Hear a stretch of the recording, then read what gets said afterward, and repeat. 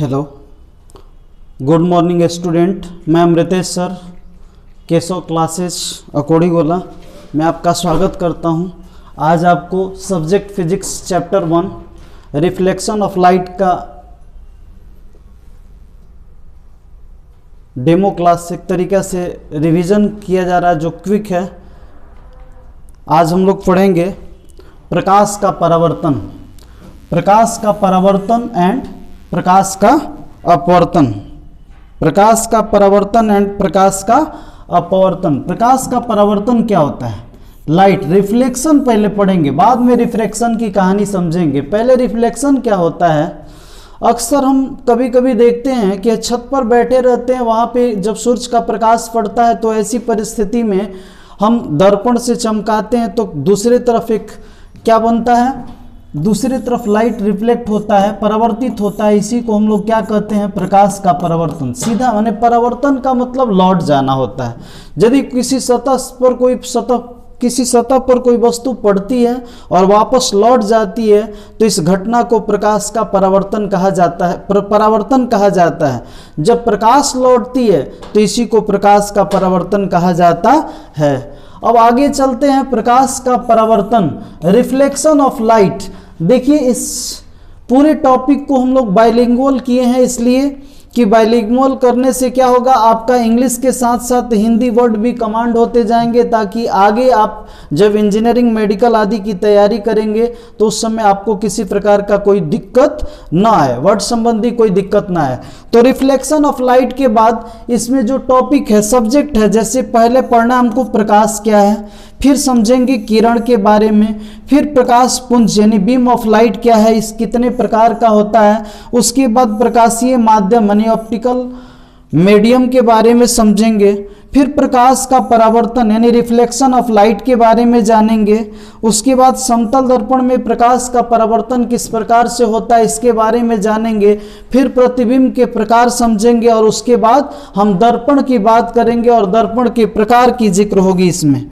तो सबसे पहले हम बात करते हैं प्रकाश, यानी जैसा कि आप जानते हैं कि फर्स्ट टॉपिक जो है प्रकाश यानी लाइट है। तो लाइट होता क्या है? वास्तव में लाइट क्या है? लाइट जो है, प्रकाश जो है ऊर्जा का ही एक रूप है। प्रकाश क्या है? ऊर्जा का एक रूप है, जो क्या होता है, अनुप्रस्थ तरंग की होती है। प्र से प्रकाश और प्र से क्या होता है, अनुप्रस्थ तरंग। यानी प्रकाश की प्रकृति कैसी होती है? अनुप्रस्थ होती है। यह सीधी रेखाओं में गमन करता है। कैसी रेखाओं में गमन करता है? सीधी रेखाओं में गमन करता है। निर्वात में प्रकाश की चाल 3 × 10 के पावर 8 मीटर प्रति सेकेंड या 3 × 10 के पावर 5 मीटर प्रति सेकेंड किलोमीटर प्रति सेकेंड हो जाता है। यानी प्रकाश की प्रकृति अनुप्रस्थ होती है, इससे हमें देखने की अनुभूति प्रदान होती है। हम किसी वस्तु को देखते हैं तो इसी के माध्यम से देख पाते हैं। साथ ही साथ यह ऊर्जा का रूप है, क्योंकि हम धूप में किसी चीज़ को सुखाते हैं तो हो जाता है, अगर सोलर प्लेट की सहायता से एनर्जी एकत्रित करना चाहते हैं तो वो भी हो जाता है। इसलिए सूर्य का प्रकाश ऊर्जा का क्या है? रूप है। अब आगे होता है प्रकाश एक ऊर्जा का रूप है। Light is an energy. आप अक्सर देखते हैं कि हम ज़्यादातर जो भी वस्तुएं क्या होती है, धूप में ले जाकर रखते हैं, उसमें नमी की मात्रा होती है, वो सूख जाती है और नमी की मात्रा कम हो जाती है। इसका मतलब है कि प्रकाश क्या है? ऊर्जा का रूप है, जिसमें कार्य करने की क्षमता आ जाती है। अब उसके बाद बात करते हैं किरण। किरण क्या होता है? हम जानते हैं कि प्रकाश किसी न किसी पथ पर चलता है। हालांकि प्रकाश का पथ जो होता है लगभग बहुत माइनर होता है, यानी तरंगदैर्घ्य अनुप्रस्थ तरंग की तरह चलता है, लेकिन लगभग इसका रेखा क्या होता है, इसका पथ जो होता है सरल रेखा में होता है, जिसको किरण या रे के नाम से जाना जाता है। यानी प्रकाश जिस पथ पर चलता है उस पथ को ही हम क्या कहते हैं? किरण या रे के नाम से जानते हैं। यानी प्रकाश के गमन के पथ की दिशा को प्रकाश की क्या कही जाती है? किरण कहा जाता है। अब प्रकाश पुंज समझेंगे। प्रकाश पुंज का मतलब होता है beam of light. Beam of light, beam का मतलब होता है गुच्छा, समूह, और लाइट का समूह। मतलब क्या होता है कि प्रकाश पुंज जो है प्रकाश किरणों का एक समूह है। प्रकाश किरणों का एक समूह है। ये किरणों का समूह या तो समानांतर आ सकती हैं, नहीं तो फिर ये क्या हो सकती हैं, एक निश्चित बिंदु से फैलती हुई दिखाई दे सकती है, या फिर ऐसे भी हो सकता है कि एक निश्चित बिंदु पर जाकर मिलती हुई दिखाई दे सकती हैं। यानी इस तरह से हम कहें तो प्रकाश पुंज 3 वर्गों में बांटा जा सकता है। पहला प्रकाश पुंज को हम लोग क्या कहते हैं, समानांतर प्रकाश पुंज। समानांतर प्रकाश पुंज या किरण पुंज क्या होता है, यानी प्रकाश पुंज पहले क्या हुआ, किरणों के समूह को हम किरण पुंज या प्रकाश पुंज कहते हैं। प्रकाश पुंज 3 प्रकार का हो जाता है। पहला हो जाता है समानांतर प्रकाश पुंज, जिसमें सभी किरण पुंज एक दूसरे के क्या होते हैं, समान अंतर पर होते हैं। और दूसरा हो जाता है अपसृत, माने फैलना। फैलना का क्या होता है, अपसृत मतलब फैलने वाली, अपसृत का मतलब होता है फैलना। मतलब क्या होता है कि जब प्रकाश की किरण एक निश्चित बिंदु से अपसृत होती है यानी फैलती होती है, तो ऐसे किरण पुंज को हम अपसारी किरण पुंज कहते हैं। कौन किरण पुंज कहते हैं, अपसारी किरण पुंज के नाम से जानते हैं। उसके बाद हो जाता है आपका जो एक निश्चित बिंदु पर जाकर मिलती है, तो ऐसे किरणों के समूह को हम क्या कहते हैं, अभिसारी किरण पुंज। कौन किरण पुंज, अभिसारी किरण पुंज के नाम से जानते हैं। यानी प्रकाश पुंज कितने वर्गों में बांट दिया जाता है, 3 वर्गों में बांट दिया जाता है। पहला हो जाता है समानांतर प्रकाश पुंज, पैरेलल बीम ऑफ लाइट। दूसरा हो जाता है अभिसारी प्रकाश पुंज, इसको संश्रित प्रकाश पुंज के नाम से जाना जाता है। यानी कहने का मतलब है कि जो कन्वर्जेंट कर देता है पूरे बीम को, यानी पूरे बीम मतलब पुंज को, किरणों के समूह को कन्वर्ज कर देता है, एक जगह से क्या करता है, कन्वर्ज करके कई दिशाओं में विस्तृत कर देता है, तो उसे हम लोग क्या कहते हैं, एक जगह एकत्रित कर देता है, तो उसे हम क्या कहते हैं, अभिसारी किरण पुंज के नाम से जानते हैं। अगला हो जाता है आपका अपसारी किरण पुंज। अपसारी किरण पुंज का मतलब होता है जो डिवर्जेंट कर देता है, जो चारों तरफ विस्तृत कर देता है, फैला देता है, तो उसको हम लोग क्या कहते हैं, अपसारी या अपसृत प्रकाश पुंज के नाम से जानते हैं। अब उसके बाद होता है आत्मदीप्त पदार्थ। देखिए पदार्थ 2 प्रकार का हो जाता है, एक प्रदीप्त पदार्थ और दूसरा हो जाता है आपका अप्रदीप्त पदार्थ। अप्रदीप्त पदार्थ, तो प्रदीप्त पदार्थ क्या होता है, प्रदीप्त पदार्थ वे सारी वस्तुएं जो प्रकाश उत्सर्जित करती हैं उन्हें प्रदीप्त पदार्थ कहा जाता है। जैसे हम बात करते हैं अगर लैंप का, लालटेन का, सूरज का, तारा का, तो ये सब के सब प्रकाश उत्सर्जित करते हैं, लेकिन इनमें क्या होती है, एक जो होती है जिनका अपना प्रकाश होता है तो उसे आत्मदीप्त कहा जाता है। जैसे सूरज हो गया, तारा हो गया, ये सब का अपना प्रकाश होता है। और दूसरा होता है प्रतिदीप्त। प्रति मीन्स दूसरे के सहारे से, दीप्त मीन्स प्रकाशित होने वाली वस्तु को हम प्रतिदीप्त वस्तु के नाम, पदार्थ के नाम से जानते हैं। जैसे हम दर्पण की बात करते हैं तो दर्पण का अपना प्रकाश नहीं होता है, लेकिन सूर्य से आने वाली प्रकाश को क्या करता है, रिफ्लेक्ट करता है, परावर्तित करता है, तो हमें दिखता है, चमकता है। या फिर मान लीजिए पृथ्वी है और पृथ्वी लगभग गोलाकार है, इधर से सूरज है, सूरज की किरणें इधर आ रही है, तो इधर दिन है और इधर क्या है, रात्रि है।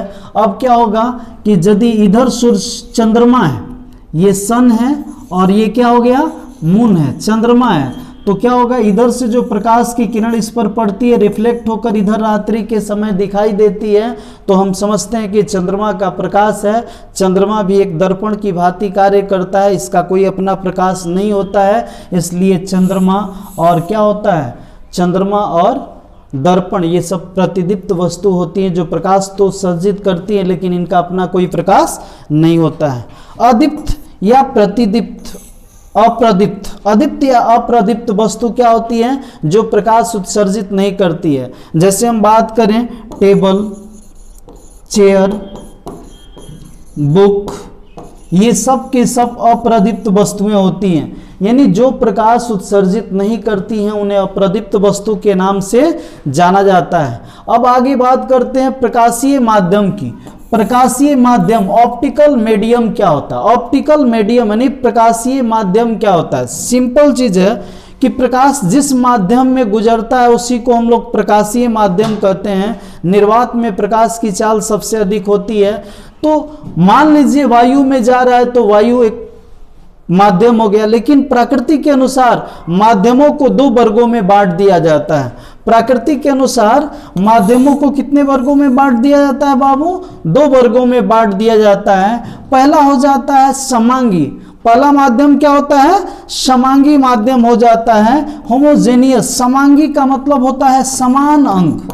समान अंक मतलब कि अगर मान लीजिए दूध है और दूध में अगर शक्कर मिला देते हैं और दोनों को जब मिला दें तो शक्कर की मात्रा दूध के हर कोने में एक जैसी हो जाती है, तो इसको हम लोग कहते हैं कि समांग है। अगर कभी ऐसा देखते हैं कि जहाँ कीचड़ होती है उसमें नीचे क्या होता है? कीचड़ की मात्रा, करदब की मात्रा अधिक होती है और पानी की मात्रा ऊपर अधिक होती है, तो ऐसी परिस्थिति में हम ये कह सकते हैं कि कीचड़ जो है वो असमांगी माध्यम है, और जो द्रव है, जल है या फिर वायु, वायु में भी क्या होता है? असमांग कहा जाएगा। क्यों? क्योंकि नीचे धूल कण की मात्रा अधिक होती है और ऊपर कम होती है। तो समांगी माध्यम जिसमें क्या होता है? अवयव समान रूप से मिला हो, और विषमांगी माध्यम जिसमें अवयव समान रूप से नहीं मिला हो। और माध्यम के बाद समझते हैं पदार्थ को कितने वर्गों में बांटा जा रहा है। पहला होता है पारदर्शी। पार करके दर्शी माने दिखाई देता हो, जिस पदार्थ में पार करके भी कुछ आर पार दिखाई देता हो। जैसे देखिए, अक्सर हम क्या करते हैं, किसी वस्तु पर सूर्य का प्रकाश पड़ता है तभी तो रिफ्लेक्ट होकर हमारे आंख तक जाता है तो हम उसे देख पाते हैं। अगर ऐसा नहीं होता तो रात्रि के समय में जब प्रकाश नहीं होता तो हमारी नेत्र उसे देखने में असमर्थ हो जाती है। इसका मतलब है कि प्रकाश किसी वस्तु को देखने की अनुभूति प्रदान करता है। तो प्रकाश जब किसी वस्तु पर पड़ता है और रिफ्लेक्ट होता है, परावर्तित होता है, तभी हम उस वस्तु को देख पाते हैं। अगर रिफ्लेक्ट नहीं होता है तो हम उसे नहीं देख पाते हैं। या रिफ्लेक्ट हुआ, इसके मार्ग में कोई ऐसा पदार्थ मिल जाता है जो इस प्रकाश को इधर जाने से रोक देता है, तभी हम उसे देख नहीं पाते हैं। इसका मतलब ये हुआ कि पारदर्शी माध्यम तभी होगा जब प्रकाश की पूरी पूरी मात्रा क्या करेगी? पार करेगी। अपारदर्शी माध्यम तभी होगा जब प्रकाश की पूरी पूरी मात्रा क्या करेगी? पार करेगी।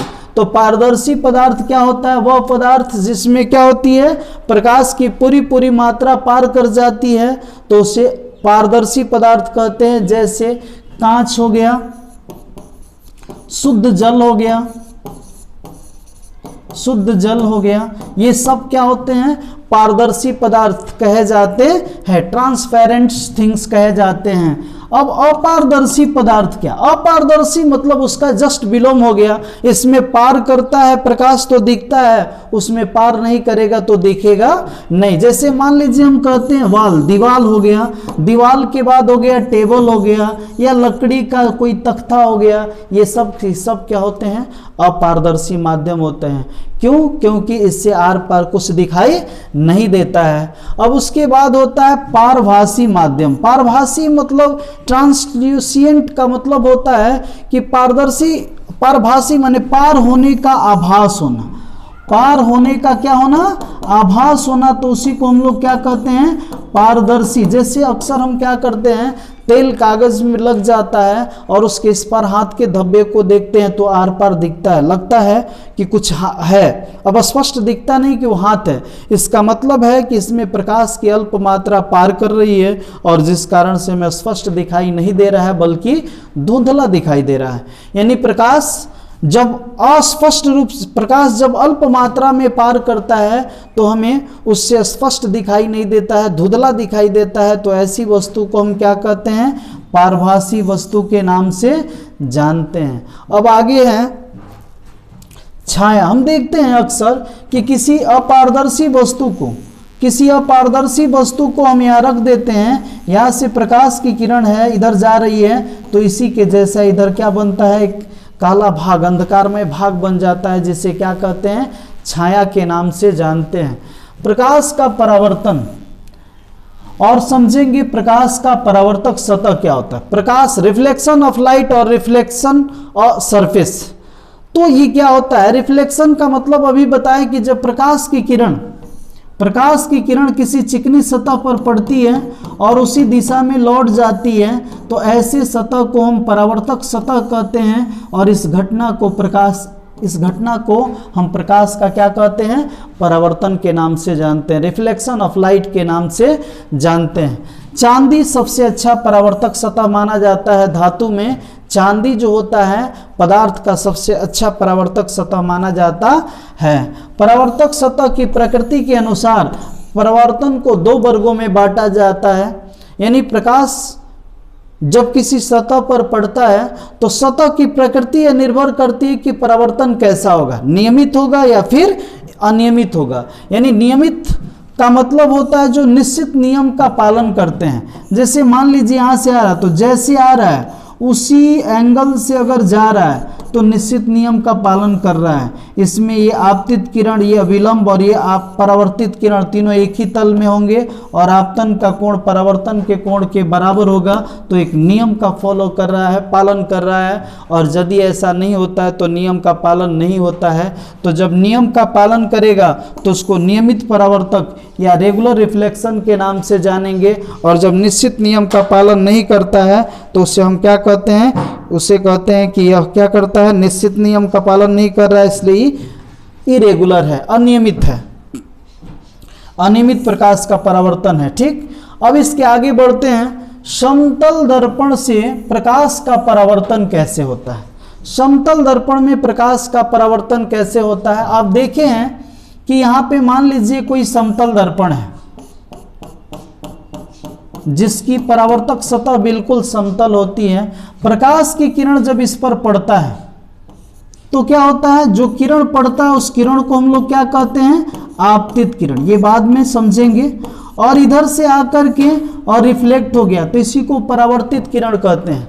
समतल दर्पण से प्रकाश का परावर्तन की स्थिति ये होती है, यानी जब प्रकाश की किरण समतल दर्पण के परावर्तक सतह पर पड़ती है तो निश्चित नियम का पालन करती है, इसलिए इस प्रकाश को इसे प्रकाश का परावर्तन कहते हैं। और जिस नियम का पालन करती है उस नियम को प्रकाश के परावर्तन के नियम के नाम से जाना जाता है। इसके 2 नियम होते हैं, पहले समझते चलें कि प्रकाश के परावर्तन में जिन पदों का इस्तेमाल किया जाएगा वो पद कौन कौन से होते हैं। तो पहला पद हो जाता है इंसिडेंस रेज, यानी आपतित किरण।